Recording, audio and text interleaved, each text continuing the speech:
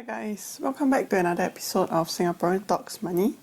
So today I'm going to talk about how much fiat cash are you holding versus stablecoins. So for me, I saw a great article by FSMone recently on stablecoins where he broke down the different types of stablecoins and the risk involved with each. I found it a really very interesting topic as the interest rate is really much more attractive if you hold your stablecoins in certain platforms compared to the traditional banks. So how much of your portfolio are you holding as in fiat currency like Singapore dollars or US dollars? And are you planning to move them to stablecoins? So I started asking myself this after seeing how stablecoins are earning a huge interest compared to fiat currency. Of course, this is not a recommendation for any actions, as there are certain advantages to holding fiat, as well as considering the primary medium of exchange for goods are still in fiat. So I'm sharing more of my experience and what I plan to do on my allocation.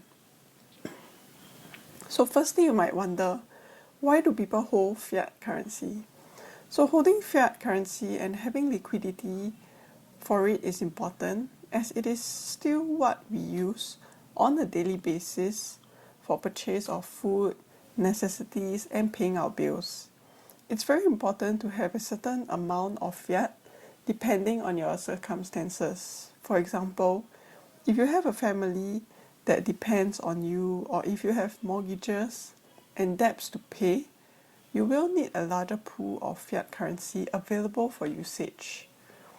And what we do is that we usually hold our fiat currencies in banks. For example, in Singapore, we usually have them in DBS, POSB, OCBC or UOB accounts. In Singapore, your deposits are insured by the Singapore Deposit Insurance Corporation for up to 75,000 Sing dollars in aggregate per depositor per scheme, member by law. So in the event a deposit insurance scheme member bank or finance company fails, all of your insured deposits with that member are aggregated and insured up to 75,000 Sing dollar by the SDIC, and this is taken from the SDIC website. So I'm sure you have heard of concerns over inflation and the fiat printing money excessively during this period of pandemic, and also right now the after. Chicken Genius also mentioned in his videos on the increase of money in the system known as M1. So the M1 money supply is composed of the Federal Reserve's notes, otherwise known as bills or paper money, and coins that are in circulation outside of the Federal Reserve banks and the vaults of depository institutions. Paper money is the most significant component of a nation's money supply. So from 2020, you can see from the graph that there has been an exponential increase in the M1 supply. Hence, some say to invest your money, especially so since the supply of fiat is increasing at such a rapid pace. This means that your fiat will in the long run decrease in value, and investing it allows you to keep up or even grow your money. So I do make sure that I have enough fiat currency on hand for my daily necessities, and it fluctuates between 6 months expenses or salary depending on how the market is as well, because for me sometimes I do spend more buying and stocks and crypto, and at times I just prefer to hold them.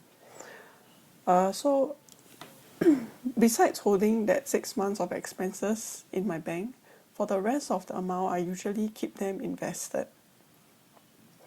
So on the flip side, why do I hold stablecoins?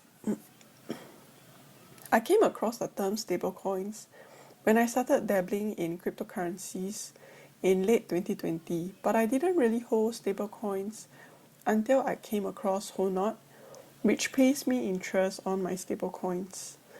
So I hold fiat stablecoins, for example USDC and DAI, because I already have an emergency fund built up, and also some cash being saved up monthly. And with the excess cash that is being saved up, changing it to stablecoins allows me to earn a much higher interest than leaving it in the bank. However, I like to emphasize that stablecoins are not insured by the Singapore Deposits Insurance Corporation and carry some form of risk. Stablecoins are cryptocurrencies that attempt to peg their market value to some form of external reference. They may be pegged to the US dollar, for example USDT or USDC, achieving price stability via collateralization or through algorithmic mechanisms of buying and selling the reference assets or its derivatives. So the article from FSMone really helps to explain what are the types of stablecoins there are. Stablecoins are being scrutinized by the regulators as they are growing and impacting the financial markets.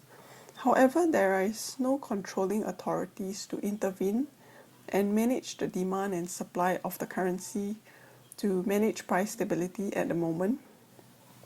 This is because there is no central authority to control prices when required.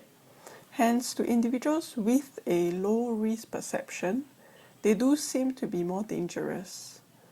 For me, I hold stablecoins in Honot and most recently Celsius to earn interest and at the same time to buy the dip when there is.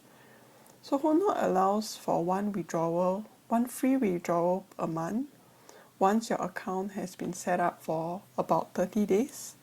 Otherwise, a withdrawal fee applies when you withdraw. But using the token swap allows you to buy within the whole Honot ecosystem with no extra fees, which I love. Celsius is another one that I have recently opened, and I'll be talking more about it in another video, as I just wanted to mitigate the risk of having too much amount of money in one platform. Also, being exposed to yield farming, which I mentioned in my previous video, has also made me convert more cash into it. It's really been a new experience and I'm still learning so much more along the way in terms of cryptocurrencies. So to conclude it up, as I build up my cash position, I'm also putting the extra amount into stablecoins, mostly USDC actually. And to be honest, when I put it in Honot, I always end up swapping it for Ethereum due to itchy fingers. So the stablecoin positions are always moving, fluctuating, because I always think in terms of Ethereum's growth, and I feel like it's much more worth it to be holding ETH than stablecoins. But I like the alternative that stablecoins provides to fiat. And of course, if you think about it, fiat currency and stablecoins are not equally the same, and you need to figure out the most comfortable allocation for yourself. So I hope you guys enjoyed today's video, and I'll be talking about Celsius more in another video. So do hit the like button, subscribe to my channel if you would like to see more content. Thank you.